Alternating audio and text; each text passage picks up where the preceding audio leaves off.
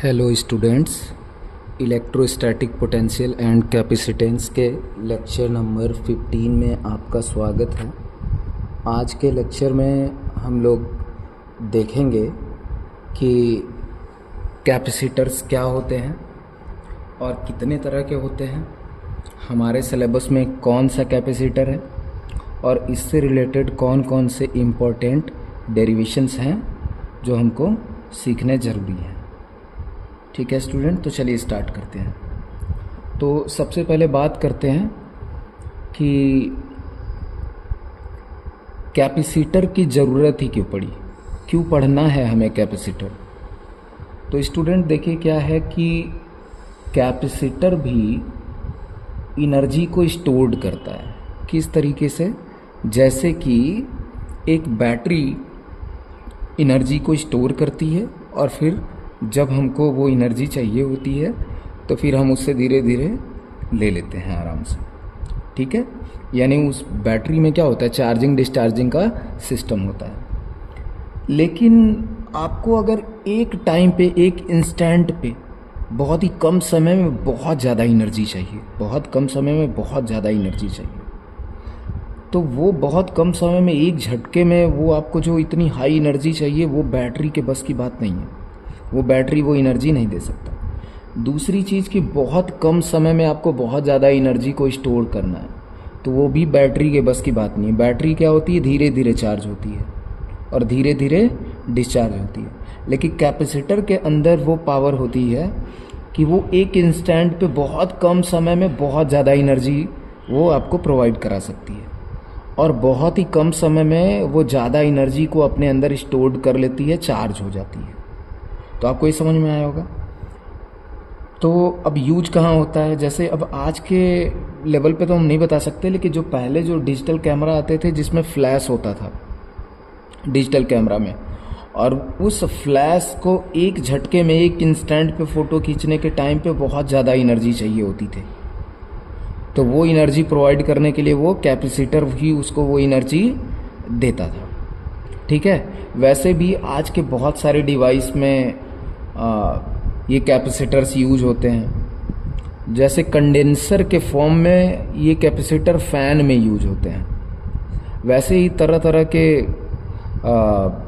Circuits में ये capacitor use करे जाते हैं, जहाँ पे कम टाइम में क्या करना होता है, ज़्यादा एनर्जी देनी होती है या फिर एनर्जी को स्टोर करना पड़ता है।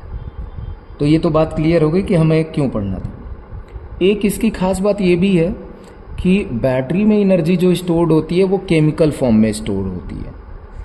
ठीक है, तो इसका मतलब ये है कि वहाँ केमिकली डीकम्पोजिशन भी होता रहता है एक प्लेट से दूसरे प्लेट की तरफ। लेकिन जो कैपेसिटर होता है इसमें जो एनर्जी स्टोर्ड होती है वो इलेक्ट्रिक फील्ड के फॉर्म में होती है। ठीक है स्टूडेंट, जो एनर्जी स्टोर्ड होती है वो इलेक्ट्रिक फील्ड के फॉर्म में स्टोर्ड होती है। तो अब आइए बात करते हैं कि कितने तरह का कैपेसिटर होता है। तो देखिए, होने को तो बहुत सारे तरह के कैपेसिटर होते हैं, लेकिन जो इम्पोर्टेंट 3 होते हैं वो कौन कौन से हैं। एक तो होता है स्फेरिकल। ठीक है, यानी कि उसका इनर प्लेट भी एक स्फीयर होगा और आउटर प्लेट भी क्या होगा, एक स्फीयर होगा, तो स्फेरिकल कैपेसिटर। दूसरा होता है सिलेंड्रिकल कैपेसिटर, यानी उसका फर्स्ट प्लेट भी क्या होगा, सिलेंडर होगा और उसके ओवर जो सेकेंड प्लेट होगा वो भी क्या होगा, सिलेंडर होगा, तो सिलेंड्रिकल कैपेसिटर स्टूडेंट। और जो थर्ड होता है वो पैरेलल प्लेट कैपेसिटर होता है। तो क्लास 12th के एनसीईआरटी में सीबीएसई के लिए पैरेलल प्लेट कैपेसिटर ही एग्ज़ाम में आता है और वही बहुत ज़्यादा इम्पोर्टेंट है। वैसे नीट वगैरह एग्ज़ाम के लिए भी मुझे लगता है कि ज़्यादातर क्वेश्चन पैरेलल प्लेट से ही आते हैं, तो फोकस यहीं पे करना पड़ेगा। हालांकि हम लोग जो भी लेक्चर मैं बना रहा हूँ वो ऑलमोस्ट बोर्ड के लिए एक अच्छा कंटेंट तैयार कर रहा हूँ कि बोर्ड में इसके बाहर का कुछ भी नहीं आएगा। ठीक है, तो हो सकता है कि नीट वालों के लिए और जेई की जो तैयारी कर रहे हैं वो इस लेक्चर में अपना बेस तो बना सकते हैं, लेकिन उनको अलग से अच्छे क्वेश्चंस की प्रैक्टिस करनी पड़ेगी, या कुछ थ्योरी का पोर्शन भी है जो कि अलग से उनको देखना हो सकता है। जैसे हम लोग इस लेक्चर में आरसी सर्किट कवर नहीं करेंगे, हम लोग क्या करेंगे, आइडियल कैपेसिटिव सर्किट ही पढ़ने वाले हैं इसमें, जिसमें हम रेजिस्टेंस वगैरह को काउंट नहीं करेंगे। ठीक है स्टूडेंट, तो चलिए स्टार्ट करते हैं पहले कि पैरेलल कैपेसिटर। तो आप फिगर जो देख रहे हैं वो पैरेलल कैपेसिटर ही बनाया गया है, पैरेलल कैपेसिटर। ठीक है स्टूडेंट, तो इसका कंपोनेंट क्या होता है कि इसमें दो मेटालिक प्लेट होते हैं। ठीक है स्टूडेंट, ये दो मेटालिक प्लेट जिनका एरिया क्या होता है, आइडियल होता है, और जो वेरी स्मॉल डिस्टेंस डी पे रखे हुए होते हैं। ठीक है, जब इन प्लेट्स को क्या करते हैं, किसी बैटरी से कनेक्ट कर देते हैं, तो होता क्या है कि जैसे ही हम इसको बैटरी से कनेक्ट करते हैं तो बैटरी का ये नेगेटिव टर्मिनल है। ठीक है स्टूडेंट, बैटरी के नेगेटिव टर्मिनल पे क्या होते हैं, एक्स्ट्रा इलेक्ट्रॉन्स होते हैं। क्या होते हैं, एक्स्ट्रा इलेक्ट्रॉन्स होते हैं। तो ये इलेक्ट्रॉन कूद के कहाँ चले जाते हैं, यहाँ इस बैटरी के इस जो माइनस क्यू वाला पार्ट दिख रहा है ना, पहले होता है न्यूट्रल। स्टार्टिंग में यहाँ पे क्यू इक्वल टू क्या होता है, 0। इनिशियली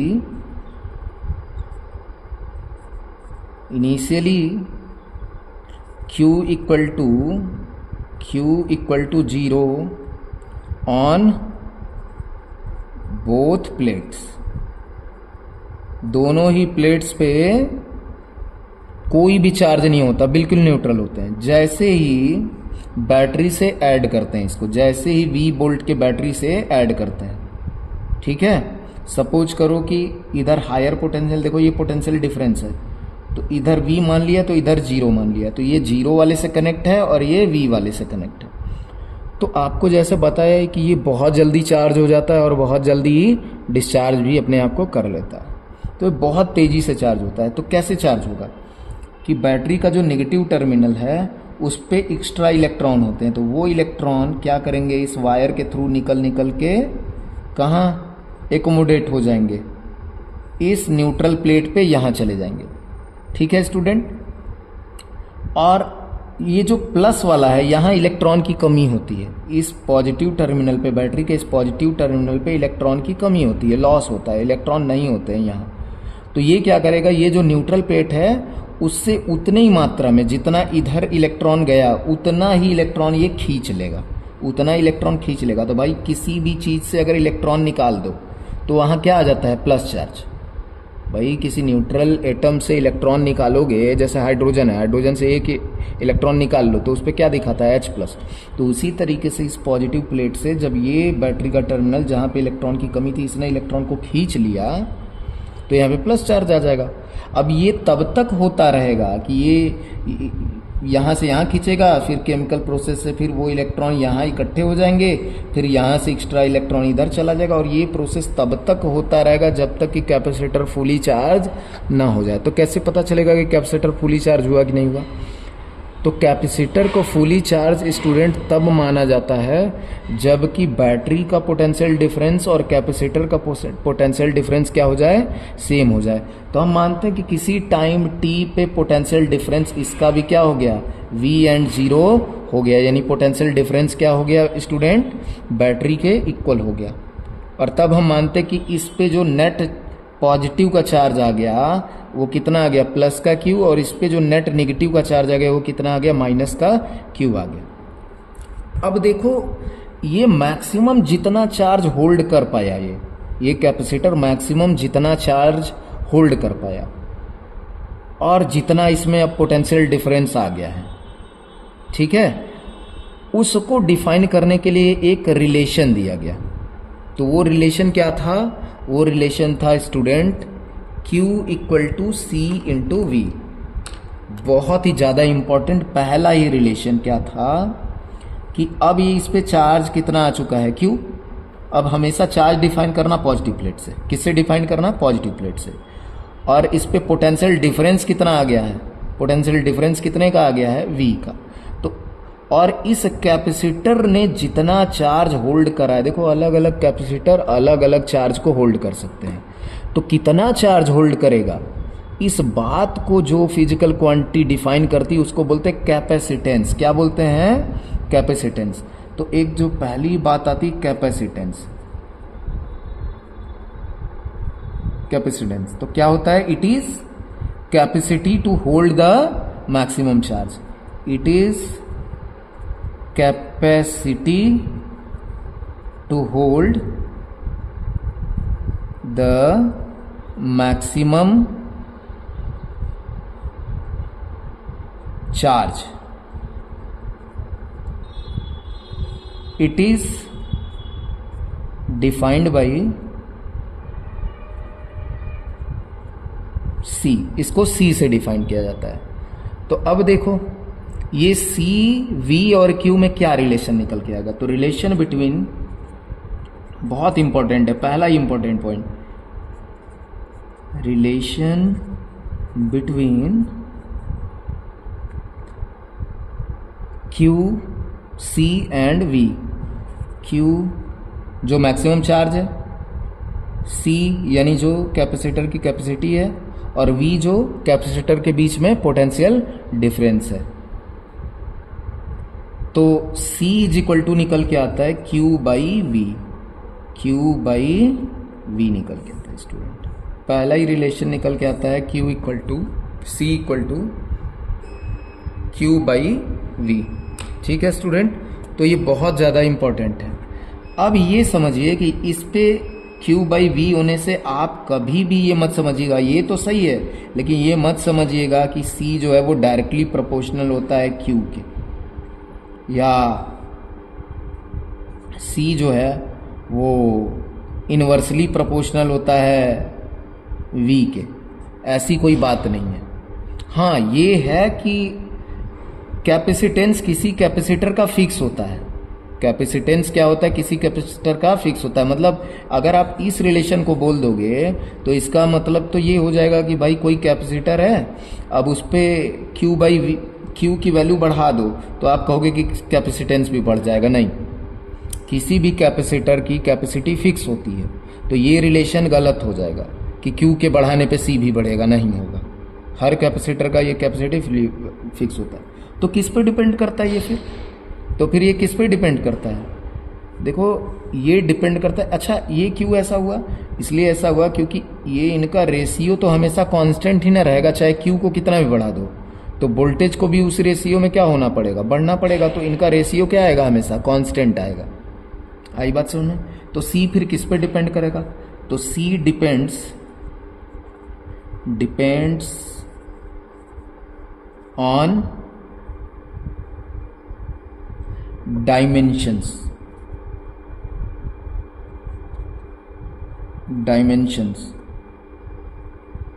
एंड, और किस पे डिपेंड करता है, डाई इलेक्ट्रिक पे, डाई इलेक्ट्रिक पे। तो हालांकि अभी हमने डाई इलेक्ट्रिक इसमें भरा नहीं है।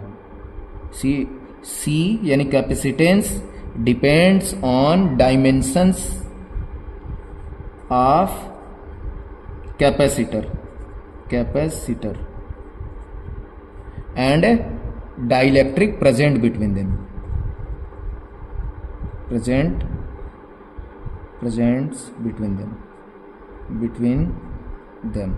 ठीक है स्टूडेंट, यानी कि इस प्लेट की एरिया कितनी है और ये कितने डिस्टेंस पे रखा है उस पर डिपेंड करेगा। और दूसरी चीज डिपेंड करेगा कि इसमें अगर डाई इलेक्ट्रिक आपने भर दिया तो उसका डाई इलेक्ट्रिक कॉन्स्टेंट K कितना है, उस पर ये डिपेंड करेगा स्टूडेंट। ठीक है, चलिए अब आगे हम लोग इस कैपेसिटेंस की वैल्यू कितनी आएगी डायमेंशन के अकॉर्डिंग, क्योंकि ये डिपेंड किस पे करता है, डायमेंशन पे डिपेंड तो इस पे करता है ना, इस Q और V पे तो डिपेंड ही नहीं करता। तो चलिए उस कैपेसिटेंस का हम लोग डेरिवेशन करेंगे किसके फॉर्म में, डायमेंशंस के फॉर्म में। तो आइए अगले पेज पे हम लोग स्टार्ट करते हैं इसका डेरिवेशन। ठीक है स्टूडेंट, तो चलिए अब देखिए कुछ चीज़ों को देखिए। ये बताइए कि जब इस पे चार्ज आ गया पॉजिटिव का और इस पे आ गया निगेटिव का, तो होगा क्या, दोनों प्लेट के बीच में क्या बन जाएगा, इलेक्ट्रिक फील्ड। और इलेक्ट्रिक फील्ड कैसे बनता है, माइनस से प्लस की तरफ, माइनस से प्लस की तरफ। इस पे क्या आ जाएगा स्टूडेंट, इलेक्ट्रिक फील्ड आ जाएगा।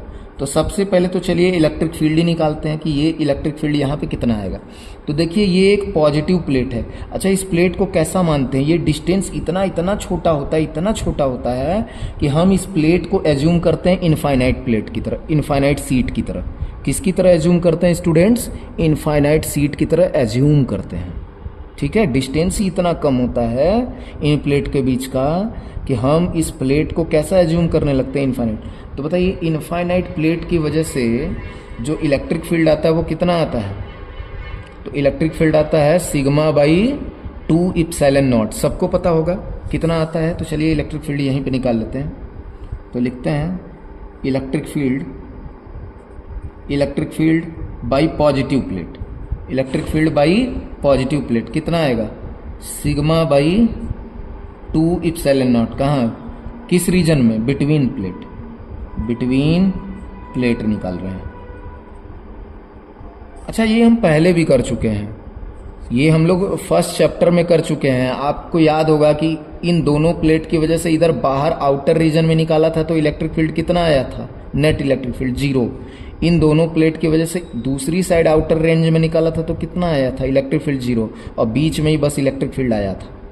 ठीक है, वो याद होगा। और बहुत ज़्यादा इंपॉर्टेंट ये क्वेश्चन भी है, एनसीईआरटी में दिया भी है और ये बोर्ड में कई बार पूछा भी गया है लेसन 1 के लिए।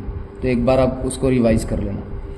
तो सिर्फ इलेक्ट्रिक फील्ड कहाँ आता है? बीच में। और आपको मैंने थ्योरी में ही बताया कि ये जो एनर्जी स्टोर्ड होती है कैपेसिटर में वो किसके फॉर्म में होती है? इलेक्ट्रिक फील्ड के फॉर्म में, क्योंकि यहाँ चार्ज डेवलप हुआ, यहाँ चार्ज डेवलप हुआ और इनके वजह से क्या बन गया? इलेक्ट्रिक फील्ड बन गया। तो ई प्लस से कितना आएगा student?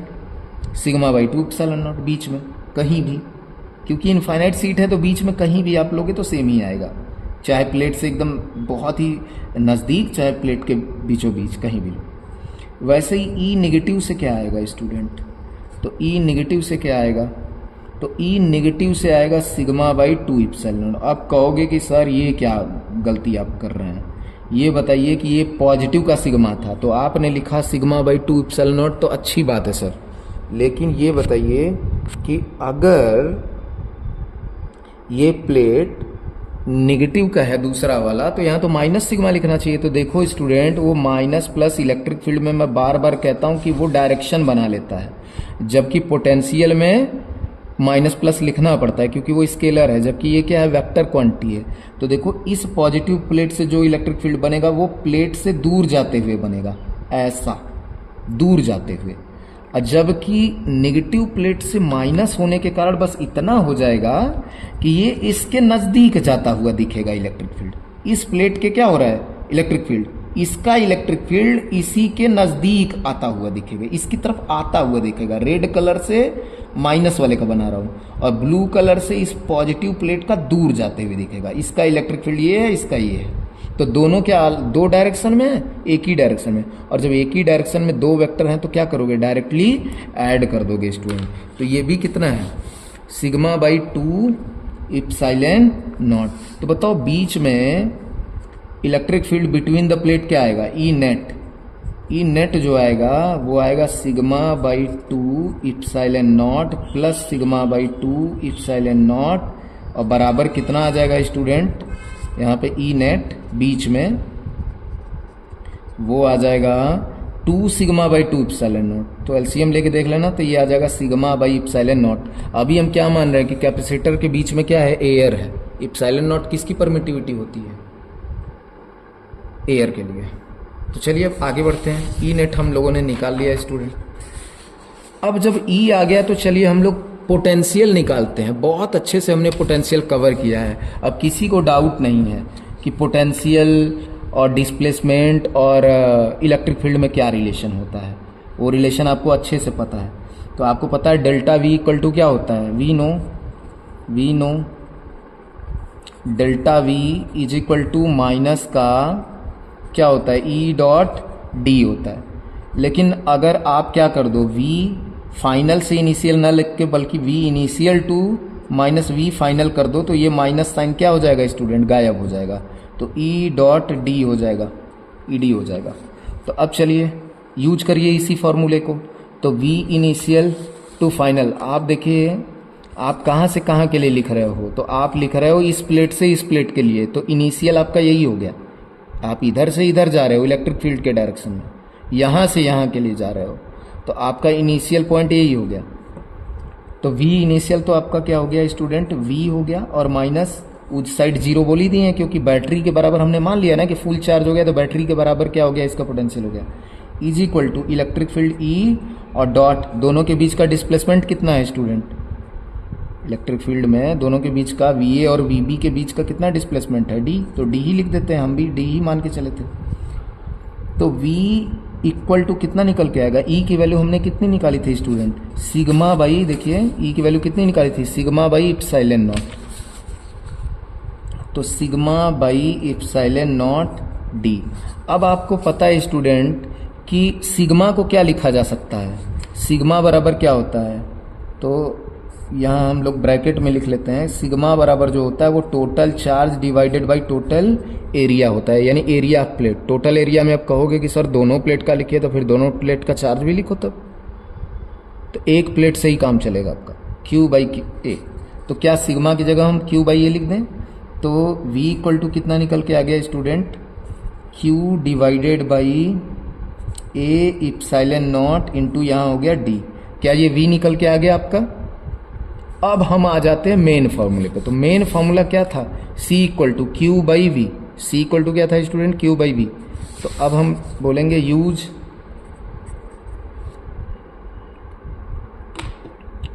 Relation C equal to Q by V। तो C इक्वल टू बताइए Q, तो Q को Q ही रहने दो, और डिवाइडेड बाई V, V की वैल्यू रख दो, ये वाली कितनी निकल के आई है, Q into D by A epsilon not, A epsilon not. तो ये देखो ये पलट के कहाँ चला जाएगा, ये वाली चीज़ पलट के कहाँ चली जाएगी, ऊपर। तो यहाँ से बताइए स्टूडेंट C इक्वल टू क्या निकल के आया, तो यहाँ C इक्वल टू निकल के आएगा, Q से Q तो कैंसिल हो गया, तो C इक्वल टू निकल के आएगा A epsilon naught by D। C equal to क्या निकल के आया, A epsilon naught by D निकल के आया। बताइए ये समझ में आया है स्टूडेंट, आई होप कि आपको बहुत अच्छे से समझ में आएगा। तो ये देखिए इंपॉर्टेंट रिलेशन क्या दिया कि C किस पे डिपेंड कर रहा है, देखो इप्सिलॉन नॉट तो कांस्टेंट की तरह हो गया, इप्सिलॉन नॉट की किसकी तरह हो गया, कांस्टेंट की तरह। तो इसका मतलब यहाँ से बोल सकते हैं कि C डायरेक्टली प्रोपोर्शनल होता है एरिया ऑफ प्लेट के, और इनवर्सली प्रोपोर्शनल होता है डिस्टेंस बिटवीन प्लेट के, जहाँ पे इप्सिलॉन नॉट किसकी तरह हो गया, कांस्टेंट की तरह हो गया। आया समझ में, C डिपेंड करता है, C डायरेक्टली प्रोपोर्शनल होता है एरिया ऑफ प्लेट के, और C इनवर्सली प्रोपोर्शनल होता है डिस्टेंस बिटवीन द प्लेट्स के। यानी कि जितना कम डिस्टेंस रखोगे कैपेसिटेंस को बढ़ा सकते हो, और जितना ज़्यादा प्लेट का एरिया रखोगे तो कैपेसिटेंस को बढ़ा सकते हो। आई होप कि आपको ये समझ में आया होगा। चलिए अब आगे बढ़ते हैं हम लोग, अब आगे बढ़ते हैं। अब देखते हैं कि भाई ये जो बैटरी क्या कर रही है, यहाँ से चार्ज यहाँ भेज रही, फिर यहाँ से यहाँ खींच रही है, देख रहे हो, यहाँ से चार्ज को खींचा और यहाँ से चार्ज को भेजा, फिर यहाँ से चार्ज को खींचा, यहाँ से चार्ज को भेजा, यहाँ से चार्ज को खींचा और यहाँ से चार्ज को भेजा। समझ में आ रहा है। तो ये जो खींचने भेजने का काम है, ये तो बैटरी काम कर रही है ना। तो इस काम में तो बैटरी ने वर्क करा, तो वर्क करा तो उसकी कुछ एनर्जी लॉस हुई, तो वो एनर्जी कहाँ, क्या वो एनर्जी डिस्ट्रॉय हो जाएगी, नहीं, वही एनर्जी कहाँ फिक्स हो जाएगी, वो एनर्जी इस कैपेसिटर में स्टोर हो जाएगी, वही एनर्जी। तो चलिए अब हम लोग एनर्जी स्टोर्ड इन कैपेसिटर को फाइंड करते हैं। तो क्या निकालेंगे, वर्क डन बाई बैटरी निकाल लें, वही क्या हो जाएगा, एनर्जी स्टोर्ड इन कैपेसिटर। तो अब हम यहाँ लिखेंगे अगले पॉइंट में वर्क डन बाई बैटरी, कि वर्क डन बाई बैटरी क्या होगा।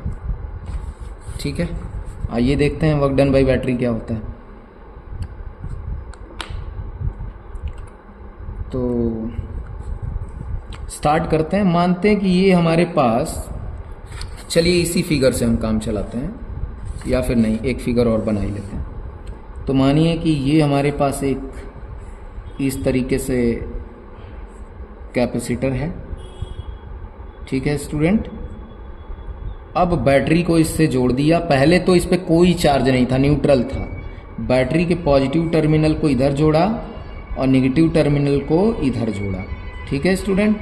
तो बैटरी क्या करेगा, यहाँ से कुछ एक्स्ट्रा इलेक्ट्रॉन यहाँ भेजेगा, फिर यहाँ से यहाँ आएगा। तो क्या एक ही झटके में तुरंत ही भेज देगा? नहीं, छोटा सा चार्ज यहाँ पे माइनस का डी क्यू जाएगा। तो माइनस का डी क्यू अगर यहाँ गया तो इधर कितना आ जाएगा, छोटा सा चार्ज प्लस का डी क्यू आ जाएगा, प्लस का डी क्यू आ जाएगा। अब मानते हैं कि अभी भी बैटरी नहीं रुक रहा है, करते करते कोई तो एक वेरिएबल चार्ज कहाँ तक पहुँच गया, till variable charge. Variable charge Q तक, मान लिया कि माइनस Q पे पहुंच गया। तो इधर कितना आ जाएगा, प्लस का Q। ये कौन सा चार्ज है, वेरिएबल चार्ज है। बीच में मान लेते हैं, जैसे अब देखो फिजिक्स है ना, तो फिजिक्स में बार बार ये चीज़ें एजम्पशन वाली आती हैं। जैसे हम बार बार करते हैं कि x पे जाके dx ले लिया, r पे जाके dr ले लिया, ठीक है, तो y पे जाके dy ले लिया। वैसे ही हम मानते हैं कि Q तक चार्ज हो गया था, अब इसके बाद और dq ले जाना है। तो भाई Q पे dq लेके जाना होगा, तो क्या हो जाएगा, कुछ तो वर्क करेगा ये। भाई इनिशियली कोई चार्ज लेके गया तो नहीं वर्क करना पड़ा, क्योंकि रेजिस्टेंस कोई नहीं था, कोई पोटेंशियल नहीं था यहाँ पे। लेकिन अब थोड़ा भी यहाँ चार्ज होगा तो इस चार्ज के कारण इस प्लेट का खुद का एक पोटेंशियल होगा। तो वो पोटेंशियल क्या करेगा, इसको मना करेगा ना। तो मना करेगा तो इसको ज़बरदस्ती चार्ज को ले जाना होगा। जब ज़बरदस्ती चार्ज को ले जाना होगा तो वर्क करना पड़ेगा। तो हम मानते हैं कि भाई जब इस पे चार्ज Q हो गया, इस पे चार्ज माइनस Q और इस पे प्लस Q हो गया, तो Q चार्ज के वजह से हम मानते हैं कि इसका कुछ तो पोटेंशियल हो। अच्छा, आपको पता है कि किसी भी कैपेसिटर का कैपेसिटेंस फिक्स होता है, वो पहले से ही डिसाइड होता है। तो हम मान लेते हैं, लेट कर लेते हैं कि इसका कैपेसिटेंस कितना है, C है, वो तो फिक्स होता है। ये तो चार्जिंग का प्रोसेस चल रहा है। तो अब ये बताइए कि अगर इस पे चार्ज कितना आ गया है, प्लस का Q आ गया है, तो इस पे पोटेंशियल कितना होगा। तो हम मानते हैं कि एट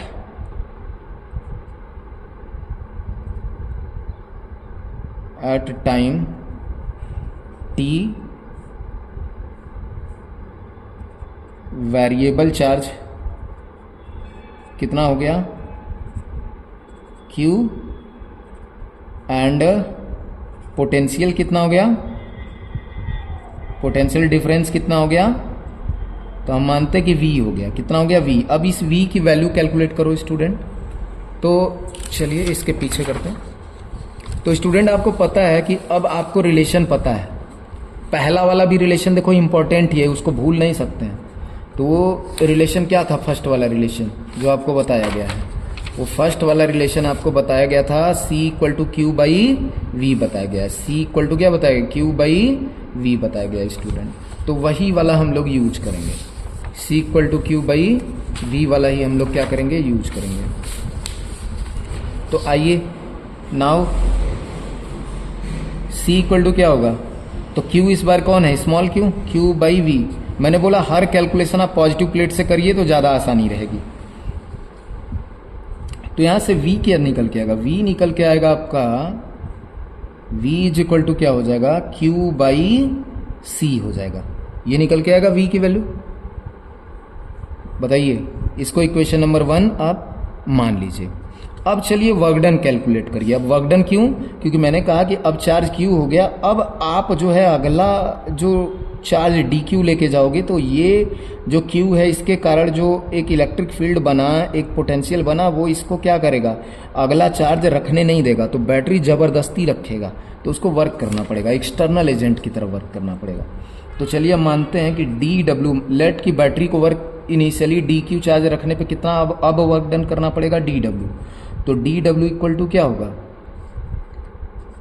dq इंटू वी होगा। भाई एनर्जी का, पोटेंशियल एनर्जी का एक फॉर्मूला बताए थे, U equal to Q into V, ये बताए थे ना। और आपको पता है कि एनर्जी किसके बराबर होती है, वर्क के ही बराबर होती है। ये तो कितना 9th क्लास से ही पढ़ते जा रहे हो। और चूंकि ये एक्सटर्नल वर्क है और ये एक्सटर्नल एनर्जी, एक्सटर्नल वर्क जो है वो पोटेंशियल एनर्जी के बराबर ही होती है, डायरेक्टली बराबर होती है। क्योंकि मैंने कहा कि ये एनर्जी जो है वो कंजर्वेटिव, एग्जैक्ट कंजर्वेटिव नहीं होती। तो यहाँ माइनस साइन लगाने का कोई ज़रूरत नहीं होता एक्सटर्नल एजेंट के लिए। अब v की वैल्यू आपको पता ही है, तो D W equal to D Q into V की वैल्यू क्या निकाले हैं, क्यू बाई सी निकाले हैं। तो अब क्या करिए, इंटीग्रेटिंग बोथ साइड, तो इंटीग्रेटिंग बोथ साइड, तो भाई वर्क डन शुरुआत में हमने माना कि जब कोई चार्ज नहीं था तो कोई काम नहीं करना पड़ा, लास्ट में पूरा उसको क्यू तक चार्ज करने में कितना वर्क करना पड़ गया, डब्ल्यू वर्क करना पड़ गया, डी डब्ल्यू। इसको थोड़ा अरेंज करके लिखिए, क्यू बाई सी को पहले लिख लीजिए, और क्यू वेरिएबल है जबकि सी क्या है, कांस्टेंट है, क्योंकि कैपेसिटर की कैपेसिटी फिक्स होती है, कई बार बता दिए, डी क्यू। तो देखिए क्यू फंक्शन है और डी क्यू उसका एलिमेंट।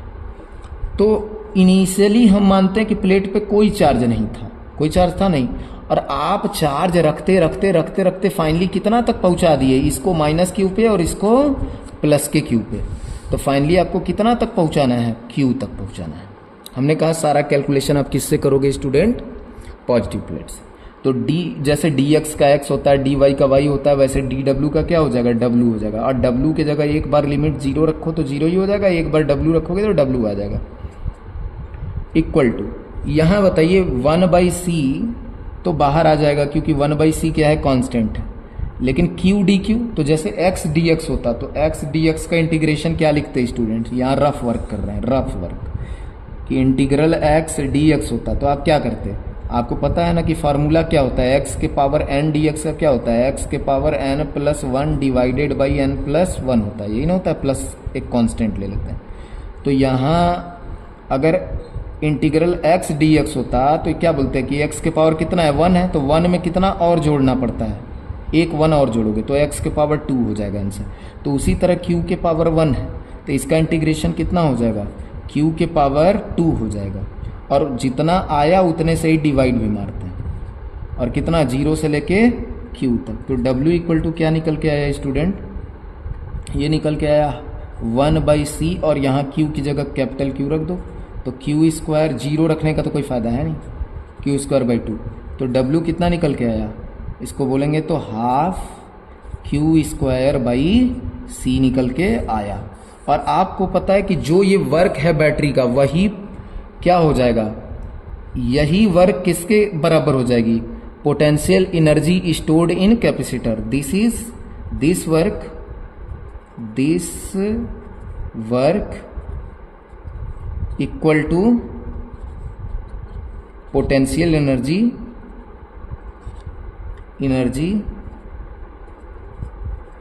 Stored in capacitor. ठीक है स्टूडेंट, तो potential energy stored in capacitor हो जाएगी। तो इसका मतलब U इक्वल टू, ये वर्क डन बाई बैटरी है भाई, जो भी स्पेलिंग है इसकी, तो इसको क्या बोल देंगे, ये है energy stored in capacitor, energy stored in capacitor, ESC लिख दिया शॉर्ट फॉर्म में, एनर्जी स्टोर्ड इन कैपेसिटर बराबर क्या हो गया, ये हाफ क्यू स्क्वायर बाई सी। तो क्या हम इसको और भी कुछ लिख सकते हैं, हाँ, और दो फॉर्म में लिख सकते हैं। क्यू इक्वल टू क्या होगा स्टूडेंट, पहले फॉर्मूले से क्यू इक्वल टू क्या होगा स्टूडेंट, यहाँ से देखो भी डिवाइड इधर जाएगा तो क्यू इक्वल टू क्या हो जाएगा, CV। तो पहले फॉर्मूले से हम लोग रख सकते हैं ना, क्यू की जगह CV रख दो, तो इसका एक और फॉर्म मिल जाएगा। तो U इक्वल टू क्या हो जाएगा, हाफ CV का होल स्क्वायर। ठीक है स्टूडेंट, CV का whole square divided by C। तो इसको करोगे तो कितना निकल के आएगा, half C square V square by C। तो देखो C से एक C कट गया तो कितना निकल के आया, हाफ CV स्क्वायर।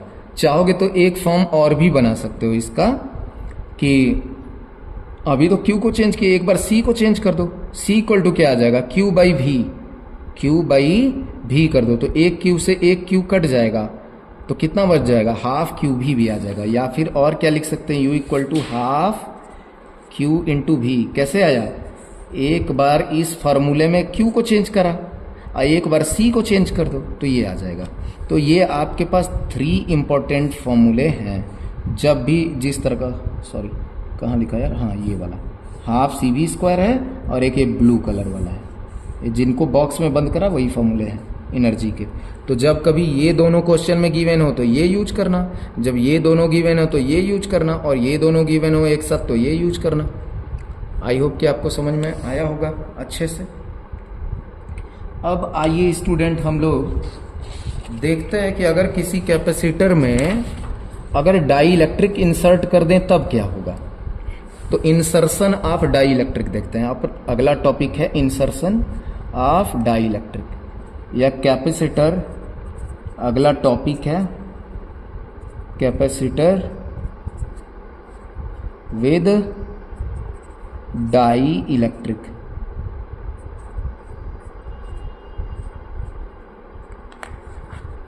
तो लेट कि ये अपना कैपेसिटर है, ठीक है स्टूडेंट, ये अपना कैपेसिटर है। और इस बार क्या करा आपने कि इसके अंदर में एक ब्लू कलर से मान लो कि कुछ डाई इलेक्ट्रिक भर दिया। ये पूरा ऐसे ऐसे समझो हमने पूरा भर दिया डाई इलेक्ट्रिक। कोई मटेरियल होता है, आपने डाई इलेक्ट्रिक पढ़ लिया है पिछले लेक्चर में, मैंने पढ़ा दिया है कि डाई इलेक्ट्रिक क्या होता है। इस तरीके से इसके अंदर पूरा फील कर दिया, इस तरीके से मटेरियल भर दिया। तो अब आपने पढ़ा है कि डाई इलेक्ट्रिक भरने से कैपेसिटर का कैपेसिटेंस क्या होता है, बढ़ जाता है, इंक्रीज कर जाता है। अब जितना बढ़िया के की वैल्यू होगी उतना बढ़िया इंक्रीज करेगा। इंक्रीज तो कर ही जाएगा, लेकिन कितना करेगा वो डाई इलेक्ट्रिक पे भी डिपेंड करेगा। तो अब ये बताइए कि डाई इलेक्ट्रिक बेसिकली करता क्या है। तो डाई इलेक्ट्रिक करता क्या है, एक बार फिर से समझा देता हूं कि ये मानो कि एक एक्सटर्नल इलेक्ट्रिक फील्ड है, एक्सटर्नल इलेक्ट्रिक फील्ड है, ठीक है स्टूडेंट। अब इसके अंदर आप अगर कोई कंडक्टर रख देते हो, पहली चीज कि अगर कोई कंडक्टर रख देते तो क्या सीन होता। अगर कोई कंडक्टर आप रख देते तो उस कंडक्टर के बीच में इलेक्ट्रिक फील्ड क्या हो जाती है, जीरो। देखो हमने एक कंडक्टर रखा है, ये क्या है, एक सॉलिड कंडक्टर, ऐसे समझ रहे हो, ऐसा मटेरियल प्रेजेंट है इसके अंदर में।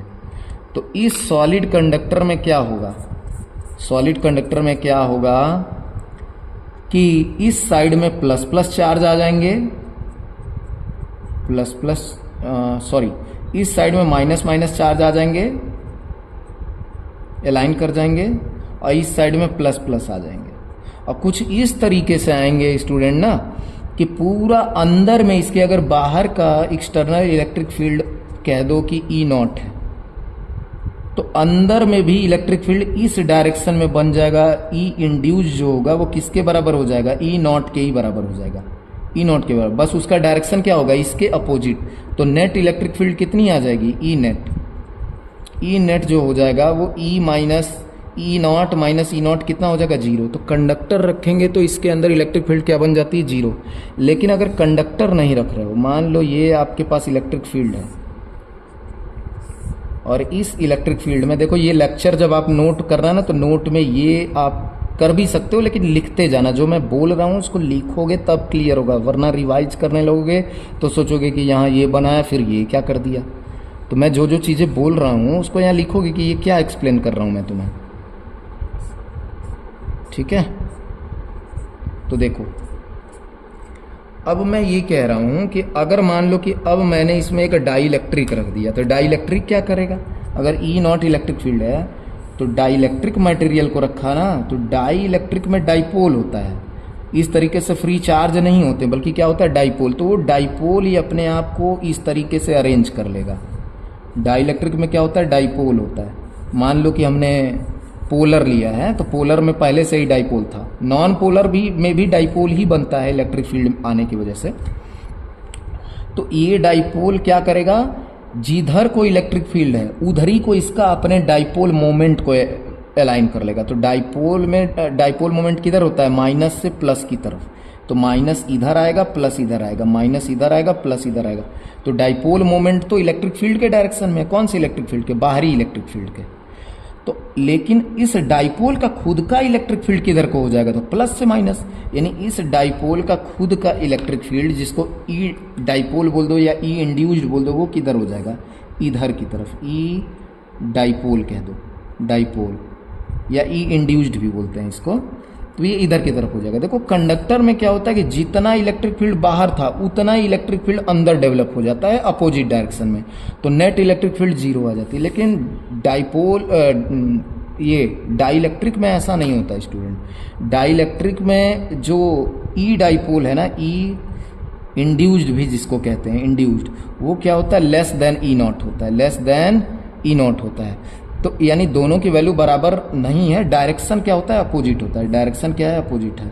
तो इसका मतलब ई नेट क्या निकल के आएगा, ई नेट कहाँ, डाइपोल के अंदर, यहाँ पे क्या निकल के आएगा, ये निकल के आएगा बड़ी वैल्यू माइनस छोटी वैल्यू, ई इंड्यूस्ड। ये समझ में आया ना। तो ये जीरो नहीं है भाई, ई नेट जीरो नहीं हुआ, जबकि इसमें ई नेट क्या हो गया, जीरो हो गया। तो इसीलिए हम लोग क्या रखेंगे, हम लोग रखते हैं डाई इलेक्ट्रिक, जिससे इलेक्ट्रिक फील्ड की वैल्यू क्या होगी, रिड्यूस होगी।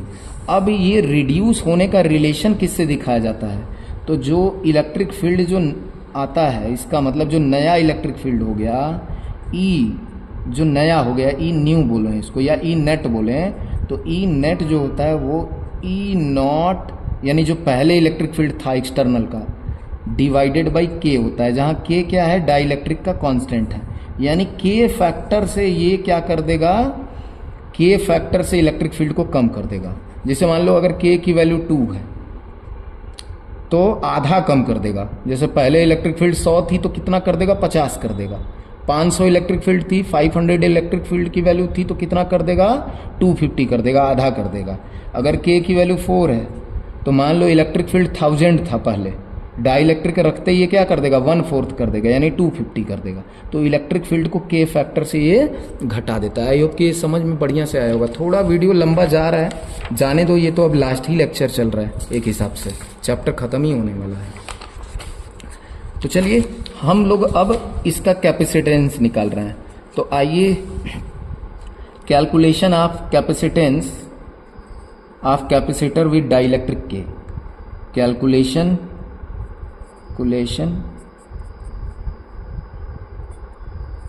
ऑफ कैपेसिटेंस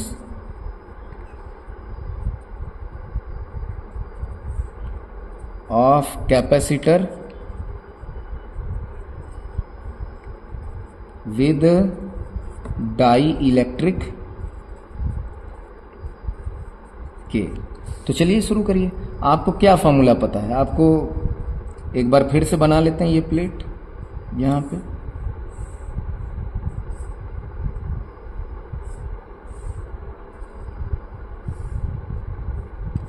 यहाँ मान लिया कि ये पूरा फुली चार्ज हो गया, यहाँ माइनस क्यू आ गया है। इसका प्लेट का एरिया ए है, इसका भी एरिया ए है। इस पे प्लस का सिग्मा चार्ज आया, इस पे माइनस का सिग्मा चार्ज डेंसिटी है। दोनों प्लेट के बीच का डिस्टेंस कितना है, डी है। और हमने किस बैटरी से जोड़ा हुआ है, हमने ऐसी बैटरी से जोड़ा है जिसका पोटेंशियल कितना है स्टूडेंट, पोटेंशियल डिफरेंस V है। इस तरीके से हायर लोअर, तो डिफरेंस कितने का है, तो यहाँ पे V ले लो, यहाँ पे 0 ले लो। ये कंडीशन हम लेके चल रहे हैं। ये जितनी कंडीशन ली है इसको रिटन में लिखते हैं अगर प्रूफ करना है आपको एग्जाम में, तो कि लेट की कैपेसिटर फुली चार्ज हो गया है, अब कैपेसिटर का पोटेंशियल डिफरेंस V है, इस पे चार्ज डेंसिटी प्लस सिग्मा है, नेगेटिव पे माइनस सिग्मा है, positive pay plus charge Q है, माइनस Q, ऐसे लिख हो गया। तो चलिए स्टूडेंट अब बताइए कि आपको क्या पता है, C इक्वल टू क्या होता है, V no, C equal to क्या होता है, Q डिवाइडेड बाई V होता है। इसको इक्वेशन नंबर 1 मान लीजिए। अब आप जानते हैं कि V निकालने के लिए आपको इलेक्ट्रिक फील्ड पता होना चाहिए। V निकालने के लिए क्या पता होना चाहिए, इलेक्ट्रिक फील्ड। तो चलिए इलेक्ट्रिक फील्ड क्यों कैलकुलेट करते हैं।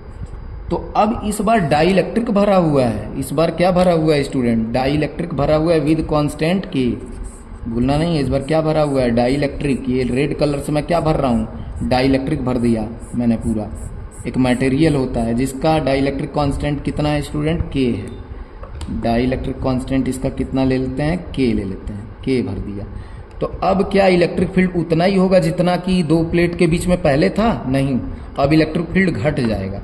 तो इलेक्ट्रिक फील्ड घट जाने से कैपेसिटेंस बढ़ जाता है, कैसे बढ़ेगा वही देख रहे हैं।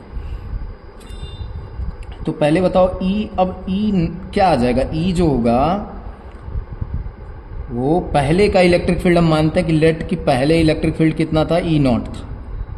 तो E नॉट की वैल्यू कितनी थी यार, जो पहले इलेक्ट्रिक फील्ड अगर डाई इलेक्ट्रिक नहीं भरते तो कितना था electric field, electric field without